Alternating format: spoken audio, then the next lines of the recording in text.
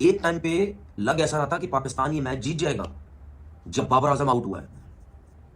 अब बाबर आजम के बारे में भी बोलना कि अपनी सेल्फिश नहीं खेली, अपने लिए खेली, खैर वो तो बोलने तो जो भी है।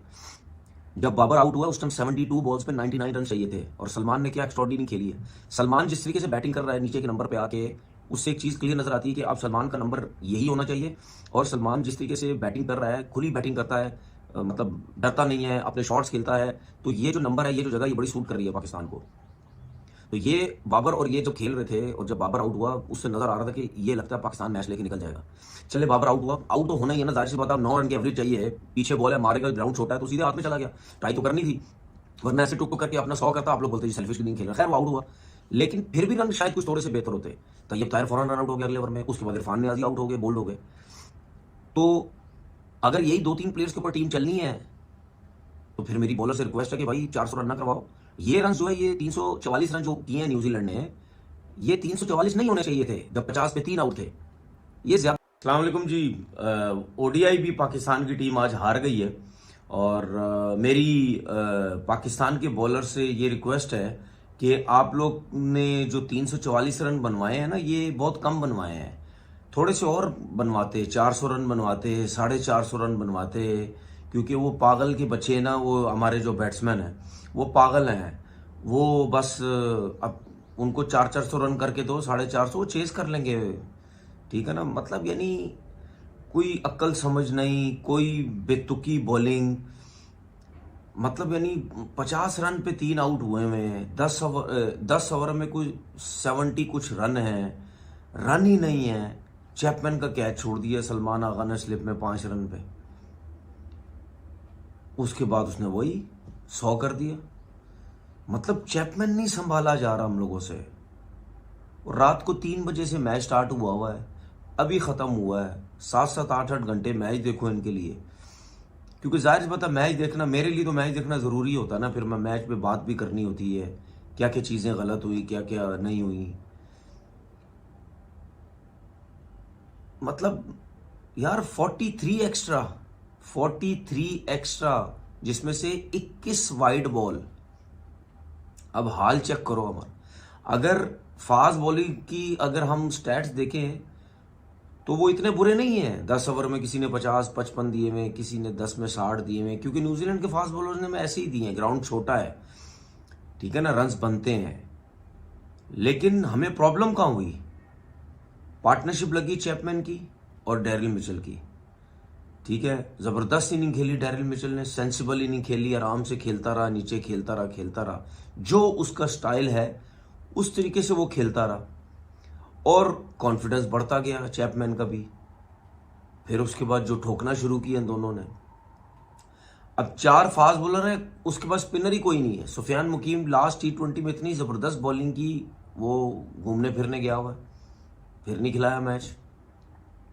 अब आप सलमान आगा और इरफान न्याजी पे चले गए। यार क्या हो गया, पता नहीं क्या कर रहा है हमारा कोचिंग स्टाफ।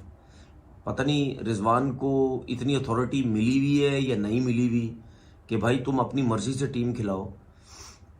एक तो ग्राउंड भी छोटा, उसके बाद नॉन रेगुलर बॉलर से जा रहे हो। सलमान आगा और इरफान नियाजी ने, जो मैंने कैलकुलेशन की, कम से कम इन दोनों ने 10 ओवर, 5 सलमान ने किए, 5 इरफान ने किए। इन्होंने तकरीबन 118 रन दिए 10 ओवर के अंदर। उन्होंने सारा चार्ज इनके ऊपर किया है, चैपमैन ने और मिचेल ने। उसके बाद जो जो रईस कसर थी, वो जो इनका नया बैट्समैन आया है, अब्बास जो है, उसने रईस कसर जो है निकाल दी। मोहम्मद अब्बास आई थिंक नाम है उसका। उसने रईस कसर निकाल दी। उसने जो 50 रन की इनिंग खेली है, वो एक्स्ट्रॉर्डिनरी इनिंग खेल गया वो, और बहुत अच्छा टैलेंट, बड़ी ज़बरदस्त, क्या नाम है उसका, मोहम्मद अब्बास। ठीक है, उसने 50 रन किए, 52 कुछ, 28 कुछ बॉलों पे।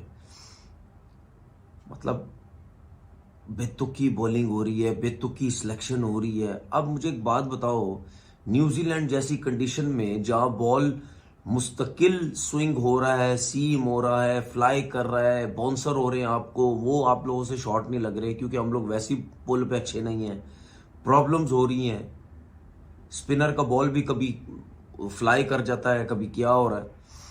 तो 345 रन कोई आसान काम थोड़ी है। एक टाइम पे लग ऐसा रहा था कि पाकिस्तान ये मैच जीत जाएगा जब बाबर आजम आउट हुआ है। अब बाबर आजम के बारे में भी बोलना कि अपनी सेल्फिश इनिंग खेली, अपने लिए खेली, खैर वो तो बोलने तो जो भी है।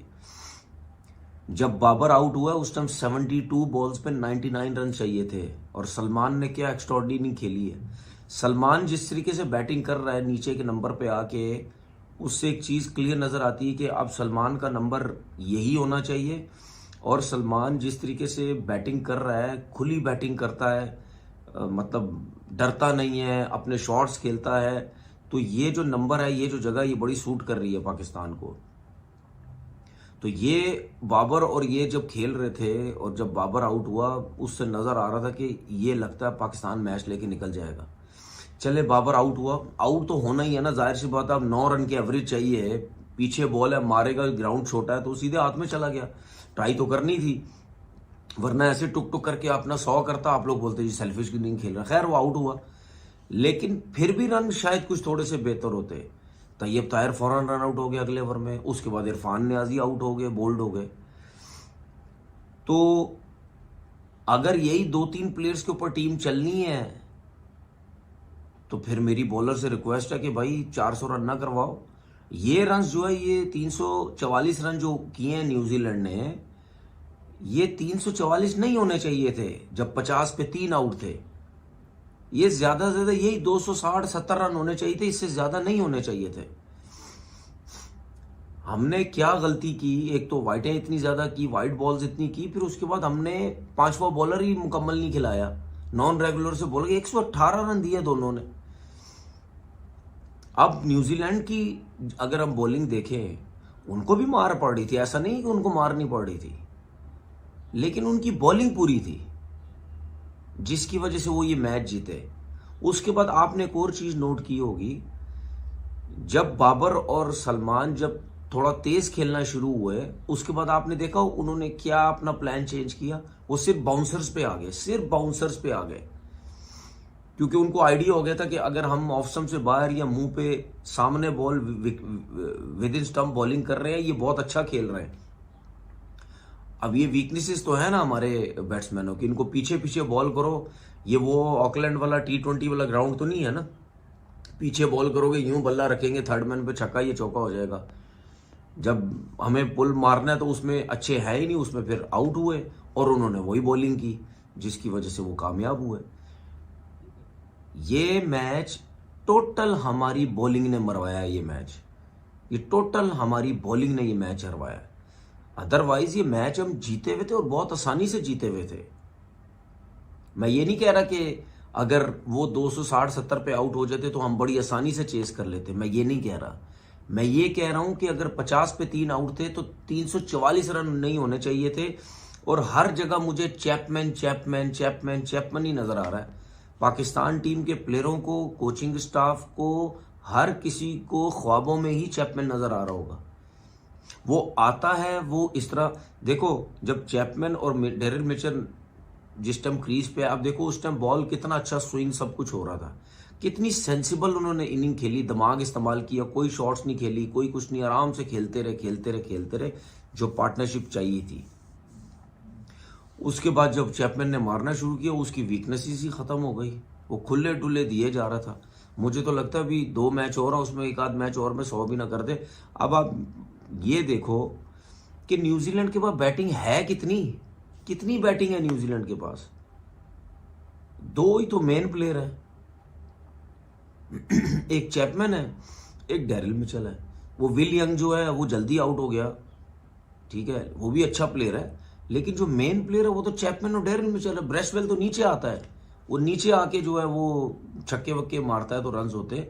बाकी ये जो अब्बास लड़का आया, ये अच्छा एक प्लेयर नजर आया, ठीक है, ये एक अच्छा, मतलब यानी प्लेइंग 11 में है, ये बॉलिंग मीडियम भी कर लेता है, साथ में बैटिंग बड़ी अच्छी करता है। ये तो शुक्र के लिए टॉम लैथम जो अनफिट हो गया है, वो अगर वो होता तो पता नहीं ये भी कितने रन हो जाते। तो हमारे जो अजहर महमूद साहब हैं, जो आ जाते हैं इंग्लैंड से, घुस जाते हैं पाकिस्तान टीम के अंदर। और आप हमेशा देखना, ये पिछली दफ़ा भी, पहले भी अजहर महमूद आए थे, उस टाइम भी हमारी बॉलिंग बिल्कुल बर्बाद हो चुकी थी, मार पे मार लड़के खाते थे, ठीक है। और इस दफ़ा भी यही सब कुछ हो रहा है। हालांकि उनके साथ आकिब जावेद भी हैं, लेकिन अजहर महमूद जब आते हैं वो मार पे मार खाते हैं हमारे बॉलर्स। मुझे नहीं पता वो क्या कोचिंग कर रहा है, क्या पता है क्या समझा रहा है बॉलर्स को, ये मुझे समझ नहीं आती। आकिफ जावेद जो नया लड़का है वो खेला है, उसका डेब्यू हुआ, उसने बेहतर बॉलिंग की, पहला मैच था लेकिन बेहतर बॉलिंग की। एक बात उस्मान खान के बारे में कर दूं, आई थिंक उसका भी डेब्यू हुआ, शायद ये पहला मैच खेला है वो। भाई मेरे, ये वनडे क्रिकेट है, ये T20 नहीं है। थोड़ा सा सीधे बल्ले से खेलो। ये कौन सी शॉटें खेल रहे हो यार, लेग स्टंप पे उतर रहे हो, नीचे उतर के मारी जा रहे हो, बल्ले घुमाई जा रहे हो। भाई सेंसिबल तरीके से खेल के, सीधे बल्ले से खेल के, प्रॉपर शॉट्स खेल के, जिस तरफ बॉल है वो शॉट्स खेल के भी रन्स बनते हैं। आप अपनी सिलेक्शन को खुद खराब कर रहे हो इस तरह की बैटिंग करके। खुद आप शो करा रहे हो कप्तान को और कोचिंग स्टाफ को कि भाई मैं सिर्फ T20 क्रिकेट का प्लेयर हूं, मैं ODI का प्लेयर नहीं हूं, जिस तरीके से जो है वो आप आउट हुए हैं। ये 2-3 प्लेयर जो हैं, 2-4 प्लेयर, ये अगर आज के मैच में थोड़ी बेहतर बैटिंग कर लेते तो शायद पाकिस्तान की टीम ये तो ये अपडेट थी जो आपके साथ शेयर करनी थी। उम्मीद है वीडियो आपको अच्छी लगेगी। वीडियो अच्छी लगे चैनल को लाइक, सब्सक्राइब और शेयर लाजमी कीजिएगा और बेल की आइकन को भी प्रेस कर लीजिएगा ताकि हर आने वाली नई वीडियो का नोटिफिकेशन आपको मिलता रहे।